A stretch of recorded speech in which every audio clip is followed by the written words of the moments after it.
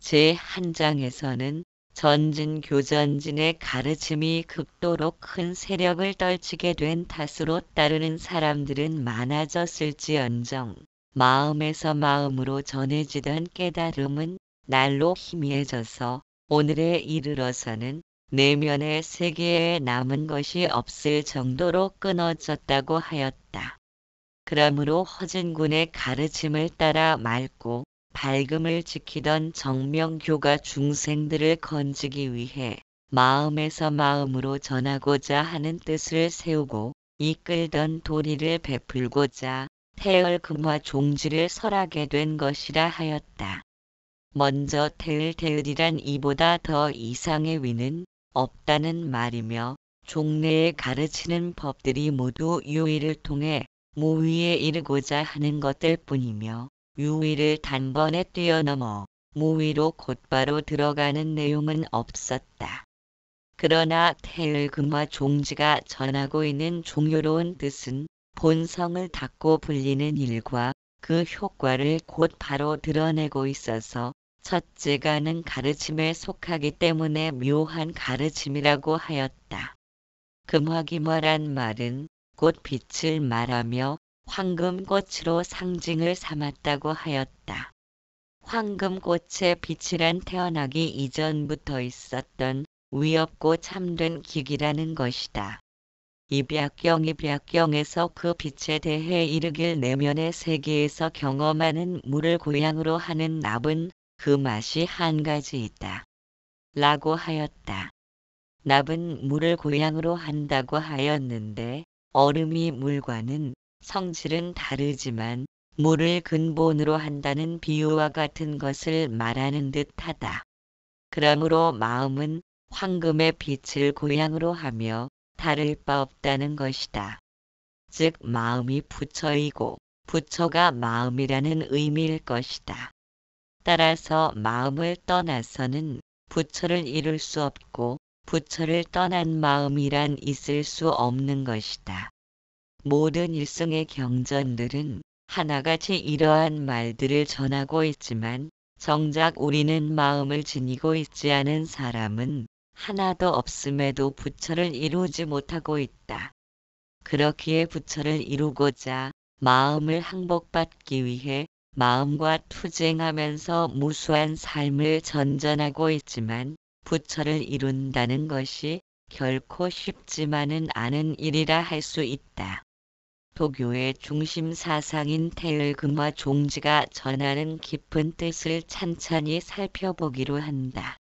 우선 인간은 아주 오래전부터 명상을 개발하였다. 고요하고 적막한 가운데 마음이 완전히 가라앉게 되면 텅 빈 침묵의 깊은 나락에 빠져들면 일순간에 모든 것이 사라진 경험을 하게 된다. 그 경험은 단지 순간에 그치는 것이 아니라 올가짐을 느끼게 된다. 성행위를 통해서만 얻을 수 있었던 희열을 명상 중에도 느낄 수 있는 것이다. 이러한 현상은 단지 명상을 통해서만 나타나는 것이 아니라 달리기를 하거나 운동을 하면서도 경험할 수 있는데 그러한 경험을 하게 된 사람은 이제 다른 것은 의미를 잃어버린다. 그러므로 명상 중의 희열을 통해 인간은 마음이 가라앉게 되면 나타나는 현상이 나머지 삶을 좌우하게 된다. 그것은 하룻밤 꿈에 불과한 경험이 아니다. 그것을 경험하기 전과 후가 확연한 차이를 드러내기 때문에 거듭 새롭게 태어난다고 해도 과언은 아닐 것이다. 그것은 태초부터 존재하던 빛이며 그 빛에 의해 자신의 몸이 빨려 들어가고 언제 어디서든 늘 그 빛과 함께 존재하게 된다. 만일 인간이 이런 상태를 경험하지 못했다면 명상이나 종교적 가르침은 별 의미가 없었을 것이며 가슴에 닿을 수도 없었을 것이다. 마치 죽음이 있기 때문에 꿈이 꿈으로만 끝날 수 없었다. 꿈을 깨고 나면 꿈속의 일이란 헛된 망상이며 허망한 일에 불과한 것처럼 삶도 죽음이 있기 때문에 삶으로만 끝날 수 없는 것이다. 혹시 우리가 살고 있는 현실이 꿈을 꾸고 있는 것은 아닌지 인간은 생각하게 된다. 무엇 하나 삶에서 매달려 보아도 마음은 이내 식상함을 느끼고 새로운 것을 찾아 두리번거리기 때문이다. 그런데 명상의 희열을 맛본 사람들은 자신과 달리 마음의 동요를 전혀 겪지 않음을 발견하였고 자신도 그들과 같은 마음 상태를 이루고자 염원하게 된다.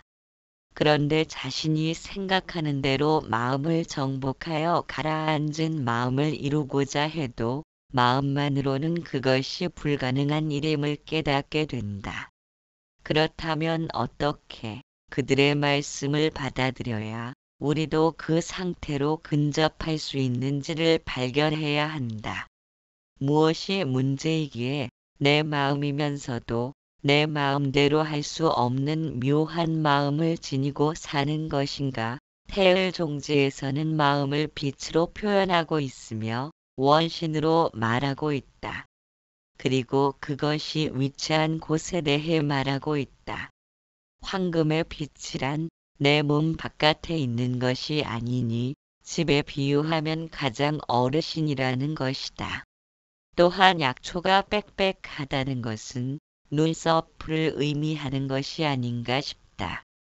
물론 다른 숨겨진 의미가 있는지도 모르지만 여기서 가리키고 있는 곳은 눈썹의 중간이며 양미간을 말한다. 인도에서는 오래전부터 이곳을 제3의 눈이라 하여 지금도 이곳에 연지를 찍고 다닌다. 아마도 제3의 눈이 열려 깨달음을 얻고자 하는 염원을 표현한 것이리라. 제3의 눈이 열리면 정수리 두정에 위치한 숨골에서 꽃이 피는데 그것을 인간의 궁극적인 완성이라고 표현한다. 3000년 만에 한 번씩 피어난다는 우담바라는 세속적인 의미의 꽃이 아니라 정수리 두정의 숨골에서 꽃이 피는 것을 상징화한 것으로 여겨진다. 제3의 눈으로 한 번 빛이 되돌아 비치면 태어나기 이전부터 있던 기기가 모두 위로 올라오게 된다고 하였다. 그것은 마치 성인이 임금이 되면 수많은 곳에서 온갖 보물과 비단을 들고 그를 따르기 위해 모여드는 것과 같다. 이제 모든 사람들은 그저 빛을 돌리는 일회광만을 하면 될 뿐이니 이것이 위없이 묘한 비결이라고 하였다. 이곳을 되돌려 비추기를 오랜 기간이 지나면 이 빛이 모여서 엉기게 되는 것은 저절로 그렇게 된다는 것이다. 어떤 노력의 결과가 아니라는 의미이며 다만 황금의 빛이 상단전에 자리 잡는 것도 또한 저절로 그렇게 되면서 붙어일 것이다. 그래서인지 몰라도 불교 경전에는 황금빛이 머무는 위치라든가 인도에서 논하는 7 차크라에 대해서도 별다른 언급이 없다.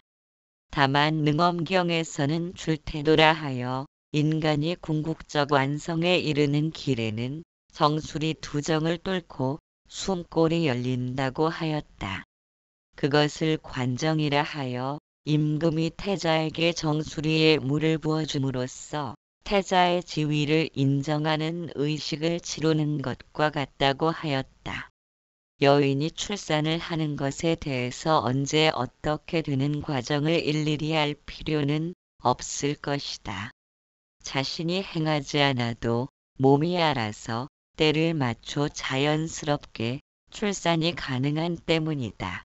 그렇기에 황금의 빛이 거주하고 움직이는 것들은 스스로 운행하기 때문에 불교 경전은 거기에 초점을 맞출 필요가 없었을 것이다. 다만 그것이 스스로 움직이도록 방해하는 요소만 제거하면 될 뿐이다. 그러나 중국의 도교는 그것에 대해 상세히 표현하고 있는 것은 그것의 확실한 존재를 알림으로써 사람들이 그것에 접근할 수 있는 구도심을 일으킬 수 있을 것이다. 막연히 뜬 구름을 잡는 것이 아니라 세상은 허망하지만 황금의 빛은 허망하지 않은 실체로서의 존재임을 부각시키려는 뜻도 있을 것이다. 그러나 이 빛이 엉겨 모인 것은 곧 저절로 그러할 뿐이며 진리 자체로 된 법신이라는 것이며 아홉 하늘 구천 위에 이 엉겨 모인 것이라 하였다. 그것은 단지 뜻을 고요히 하여 하늘임이 있는 곳을 지키노라면 진리의 태아가 그곳으로 날아올라가게 된다. 는 것이다. 우리가 그것을 이루기 위해 힘들여 찾거나 한 발 한 발 밀어 올리는 방법이 따로 있는 것이 아니고 그저 잡됨이 없이 하늘님이 있는 이곳 상단전미간 정수리에다가 생각을 못 박아 두면 될 뿐이라고 하였다.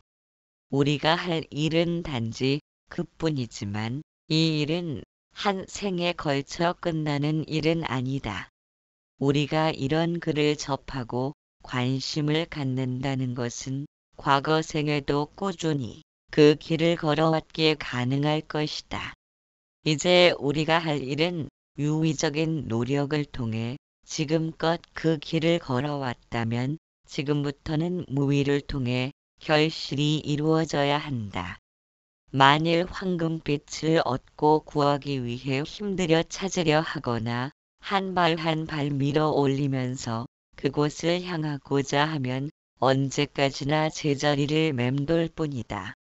나라는 아상이 황금의 빛을 소나귀에 쥐려고 하는 까닭이다. 사실 황금의 빛은 잠시도 우리를 떠난 적 없고 우리도 역시 황금의 빛과 늘 함께 하면서도 그것의 존재를 감잡을 수 없었던 것은 황금의 빛이 나와 내 것이라는 아상으로 모습을 바꿔 나타난 때문이다. 그러한 아상을 내 마음이라고 여기면서 또 다시 참마음을 찾아 이곳저곳을 두리번거린다면 머리 위에 또 머리를 얹고 다니는 사람처럼 어리석을 뿐이다. 태을종지는 말하고 있다. 다만 뜻을 고요히 하여 하늘임이 있는 곳을 잃어버리지 않고 지키기만 하면 진리의 태아가 그곳으로 날아올라가게 된다고 하였다. 그렇다면 뜻을 고요히 하는 것과 하늘임이 있는 곳을 잃어버리지 않고 지킨다는 것은 어떤 차이가 있는가를 살펴야 한다. 잃어버리지 않고 지켜야겠다는 것도 또한 뜻을 지닌 것이기 때문이다. 그러나 그 둘이 같다고 생각하는 것은 우리가 마음에 대해 잘못 알기 때문이다. 가령 꼴도 보기 싫은 사람이 나타나면 눈을 감거나 자리를 피해야 한다. 눈의 비추임은 우리의 의지로 동작되는 것이 아닌 까닭이다. 그러나 자리를 피하거나 눈을 감는 것은 의지로서 동작이 가능하다. 뜻을 고요히 하는 것은 의지로서 동작이 가능하다. 들뜨고 산만한 마음을 가라앉히기 위해서는 몸의 활동을 자제하면서 생각을 한 곳에 집중하면 마음은 가라앉을 수 있다. 마음이 완전히 가라앉아 고요해진 상태라는 것은 마음이 사라졌다는 의미도 된다.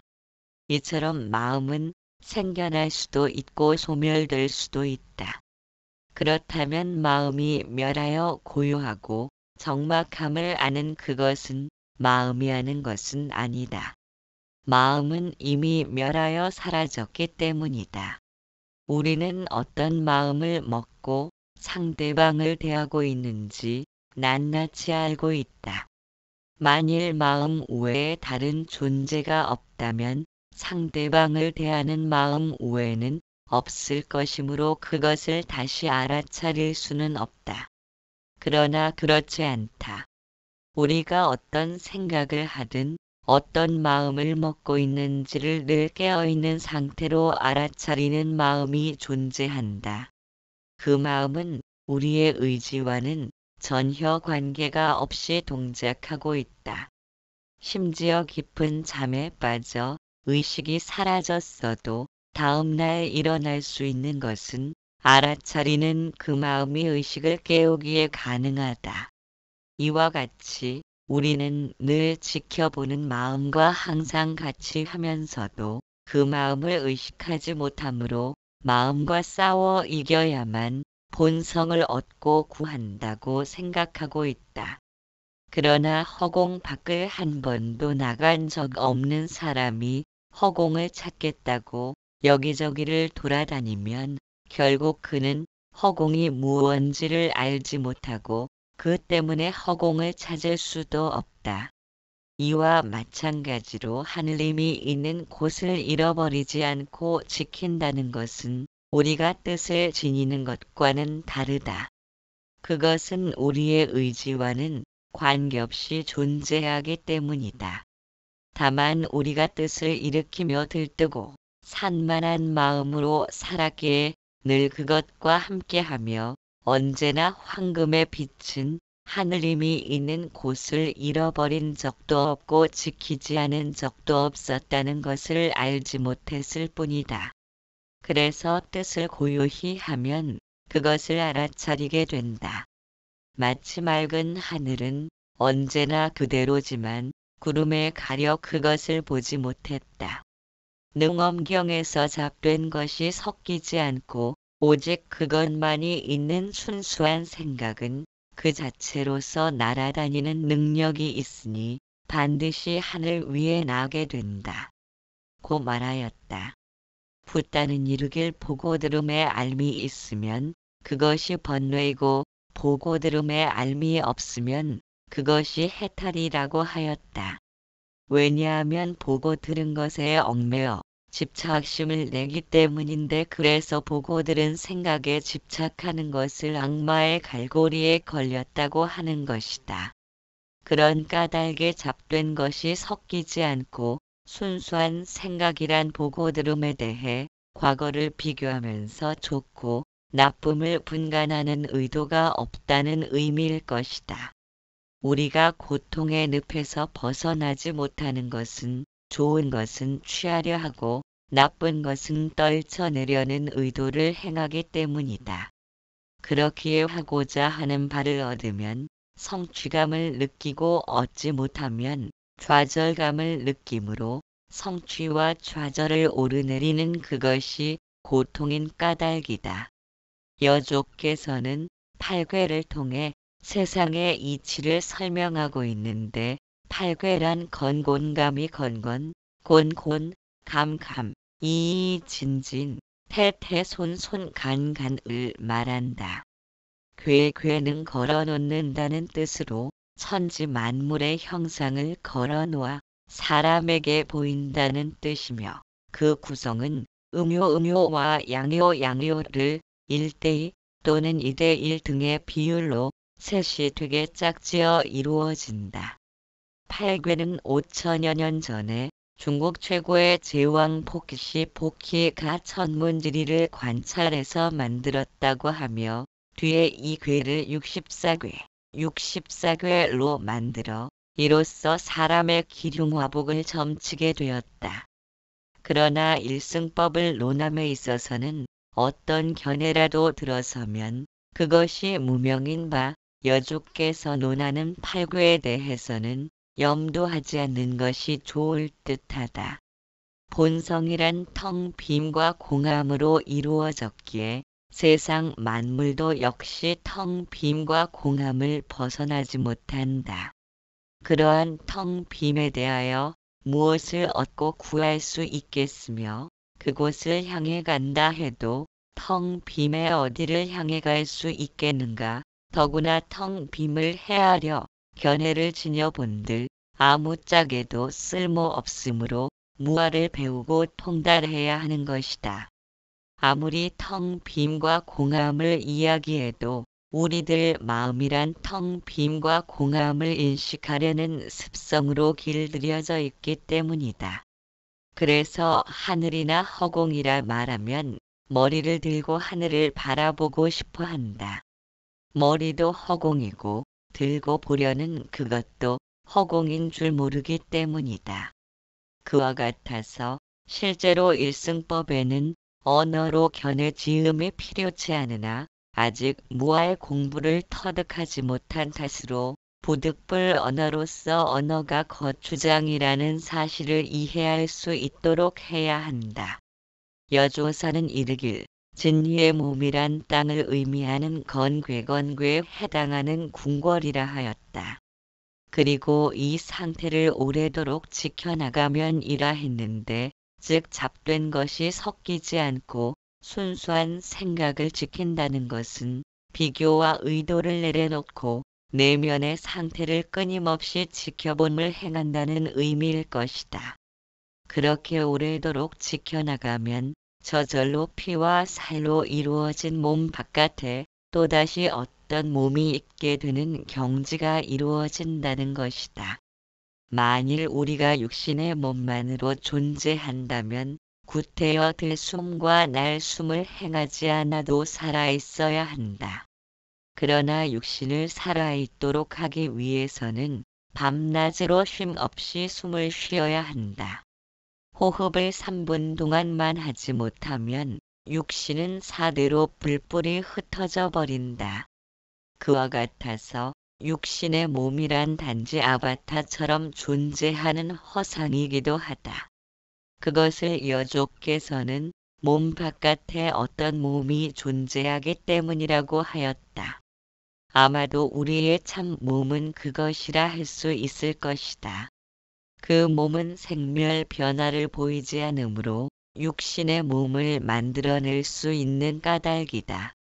언제든 한결같이 늘 그대로 존재하는 것이라면 그것을 참나라고 할 수 있으나 매 순간 생멸 변화를 일으키면서 생성과 소멸을 반복하는 것은 꿈속의 거짓된 나일 뿐이다. 그러한 몸을 알기 위해 일승법이 설해지는 것이며 그 몸이란 신의 밝음 신명, 이 변하여 이루어진 것이라 하였다. 여주께서 신심이라 함은 설화에 등장하는 신의 개념이 아니라 정신을 의미한다. 우리들 마음에는 육신의 마음과 정신의 마음이 존재한다. 그것을 혼백이라고도 하며 얼과 넋이라고도 한다. 우리가 일상적으로 사용하는 마음은 생멸심이며 육신의 감각기관들이 경험한 정보를 통해 이루어졌다. 그렇게 눈앞에 사물이 보이면 갖고 싶은 욕구를 일으키거나 싫은 소리를 듣게 되면 반항심이 생겨나는데 이와 같이 마음에는 하고자 하는 뜻이 달라붙어 있다. 그것을 육신의 마음이라 하지만 그 마음은 우리가 성장하고 교육받으면서 생겨난 것이다. 따라서 갓난아기 때에는 본능만이 존재하며 육신의 마음 없이 지내다가 차츰 하고자 하는 의도를 지닌 마음이 생겨나는 것이다. 반면에 정신의 마음이란 얻고 구해서 얻어지는 것이 아니라 늘 그대로 변함없이 존재하는 부동의 마음이다. 그 마음이 존재하기에 갓 태어난 아기도 본능이 있고 모든 생명체에게는 그 마음이 존재하기에 생존할 수 있다. 소나 노루, 양들의 초식 동물은 항상 맹수의 위협을 경계해야 하므로 새끼를 낳게 되면 몇 시간 되지 않아 새끼가 스스로 걸을 수 있다. 만일 오랜 시간 동안 새끼를 돌봐야 한다면 맹수의 위협으로부터 자신을 방어할 수 없을 것이다. 새끼가 어미의 태를 벗어나면서부터 본능의 마음이 존재하기에 스스로 걷기 위해 몸을 추스르기 시작한다. 이러한 것이 모두 본능의 마음에 의해 작용되는 것이다. 이와 같이 본능의 마음이 존재하기에 육신의 마음도 들어설 수 있으니 마음에는 크게 두 종류로 나눌 수 있다. 정신의 마음과 육신의 마음이 그것이고 혼백이라 할 때의 혼은 정신이고 백은 육신의 마음이다. 또한 얼과 넋이라고도 하는데 얼은 정신이며 혼이고 넋은 생멸심이며 백에 해당된다 할 것이다. 육신의 마음이라 하면서 정신의 마음이라고 할 필요가 없는 것은 정신이 그대로 마음인 까닭이다. 그 마음은 무언가를 의지해 존재하는 것이 아니므로 그 자체로서 이루어져 있다. 그러나 육신의 마음은 무언가를 의지하고 반연되어야만 나타난다. 가령 등허리에 의자 등받이가 닿으면 그것을 알 수 있다. 그것이 육신의 마음이다. 피부에 촉감되는 느낌을 통해 무언가 닿이고 있음을 안다. 그러나 닿이고 있음을 안다는 것은 닿임이 없음도 안다는 것이다. 무언가 닿이고 있지 않음을 알지 못하면 닿임도 알 수 없다. 우리가 소리 나는 쪽으로 머리를 돌리는 것은 소리 없는 쪽도 듣고 있기에 가능한 것이다. 이처럼 우리는 정신이 늘 깨어있는 상태이므로 육신의 마음을 동작시킬 수 있다. 만일 정신이 없다면 건전지가 없는 후라쉬처럼 켜고 끌 수가 없듯이 사물이 눈앞에 있고 소리가 들려도 전혀 그것에 대한 반응을 나타내지 못한다. 즉 정신은 생명과도 다했다. 이러한 정신의 마음을 여러 스승들이 마음에서 마음으로 전하여 가르친 것이라고 하였으며 태열금화 종주도 그와 같다. 그 가운데 들어있는 묘한 방법의 가르침은 비록 털끝만큼도 어기지 않는다고 할지라도 정확하게 이해하기가 어려운데 마치 힘찬 미꾸라지가 소나기를 빠져나가듯 한다고 하였다. 진리나 도나 본성, 금단의 열매와 황금의 빛이라 일컫는 것은 모두 정신을 가리키는 것이다. 그런데 가리키는 그것도 사실은 생명으로 행해지는 바이며 정신으로 나타나고 있음을 알지 못하면 손에 쥐기 무섭게 빠져나가는 미꾸라지처럼 우리가 알려는 그것은 거기에 없다. 여조사는 이르길 그 마음의 본질을 알고자 한다면 처음부터 끝까지 총명해야 하고 또한 반드시 깊이 가라앉아서 변화와 움직임을 여의고 조용해야 한다. 아주 총명한 사람이 아니면 이 가르침을 행하여도 얻지를 못하고 아주 깊이 가라앉아서 변화와 움직임을 여의고 조용하지 아니한 사람은 이 가르침대로 지킨다고 하여도 얻지를 못한다고 하였다. 무엇 때문인가? 그 마음에 대해 알려는 견해를 짓거나 거기에 도달하고자 발 한 짝만 움직여도 행하는 바가 있다면 이미 빗나간 것이다. 한 장 끝 kaum.net/mukaksa